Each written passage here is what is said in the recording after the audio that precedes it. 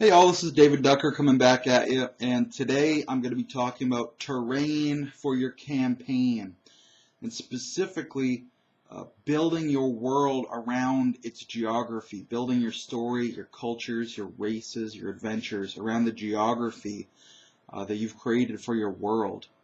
Because in the real world, our geography really is what shapes our destiny. Check out, Guns, Germs, and Steel by Jared Diamond, one of the finest textbooks I've ever read. And you'll learn a whole lot about how geography impacts our lives, our societies, our cultures. Because human beings are all just pretty much the same. The only reason we develop differences is when we're placed into different situations and environments. But enough about Guns, Germs, and Steel. Let's come back to the campaign. So most campaigns, you're going to have a variety of different terrains. The classic Tolkien-esque campaign is going to have forests for your elves and orcs. It's going to have a plains for your humans and ogres. It's going to have mountains for your dwarfs and goblins. That's like the holy trinity of terrains, and that's the holy hexagony of races, if you will. But you can do so much more with it other than the standard Tolkien build.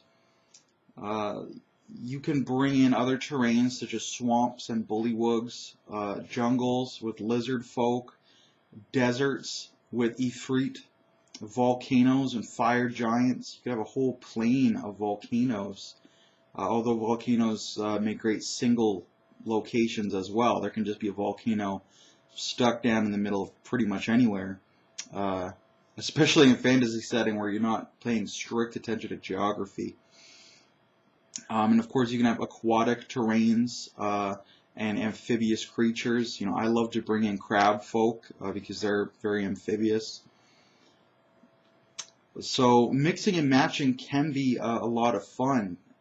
You can bring in, what about a campaign where your terrains are maybe plains for the humans, because you got to have humans, and I'll do a video on the ecology of humans and why it's important to have them.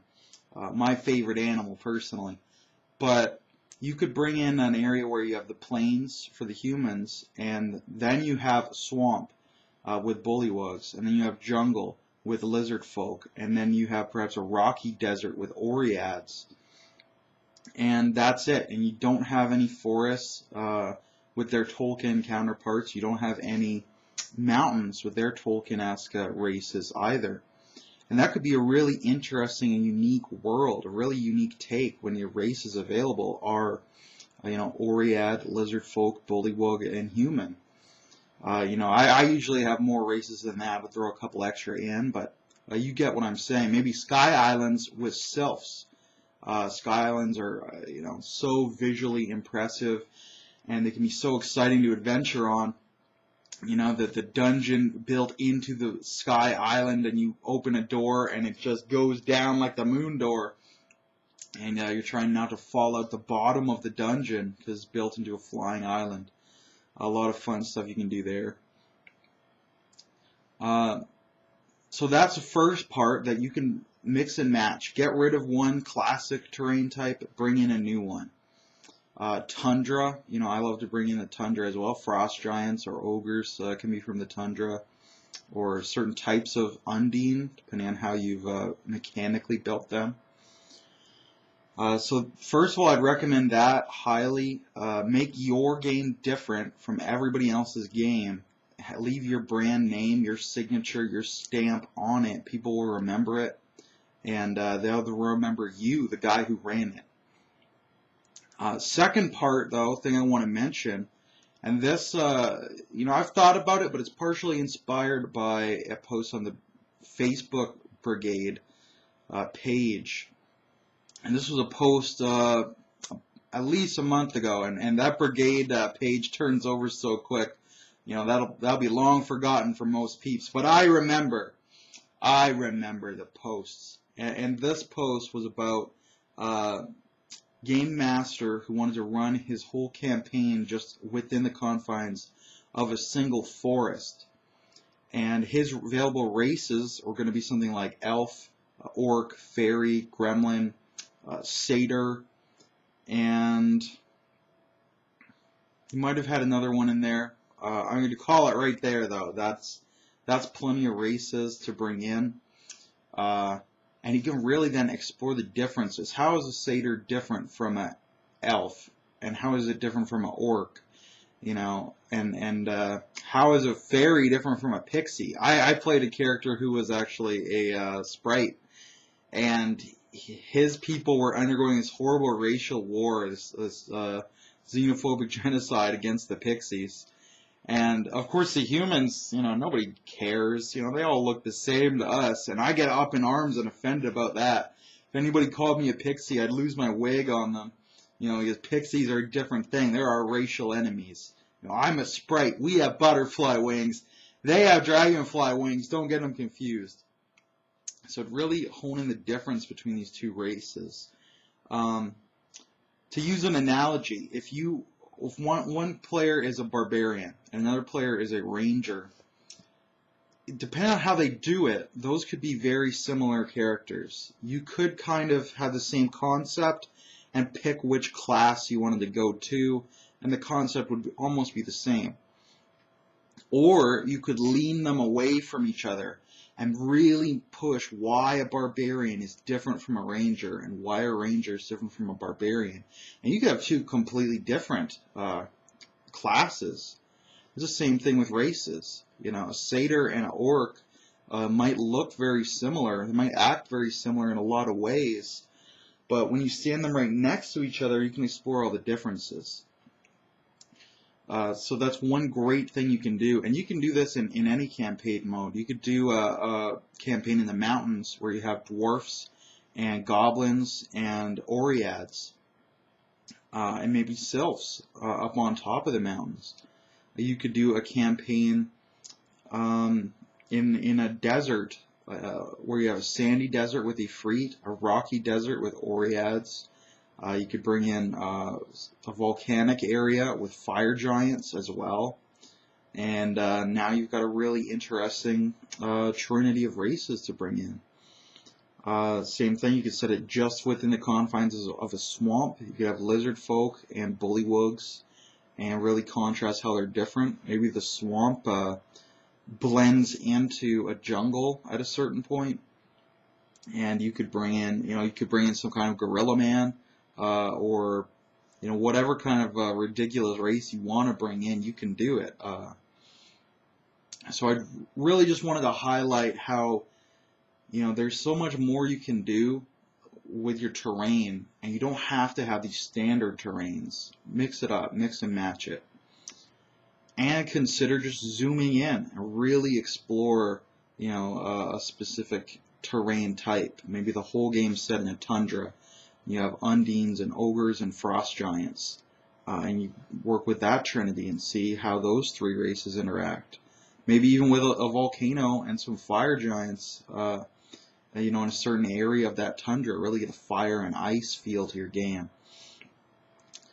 So I think I'm going to stop rambling pretty soon. Actually, another idea popped in my head. Before I say goodbye, I am going to mention that at some point I want to run an aquatic campaign, which is not something I've really heard of before, and I think there's a lot of potential. If you start researching the actual underwater terrain types, there's so many that you can do there. There's the urchin barrens, there's a seaweed forest, there's an abyssal plain dropping down, there's coral deposits, and then there's a sandy, silty bottom area as well. And rising up out of this abyssal plain, also you get kind of underwater mountains, underwater mountain tops, which can form kind of underwater islands of a different terrain type. And you can bring in so many cool aquatic races as well. Merfolk, octopus folk, crab folk, which I love to use, snail folk, or even slug folk.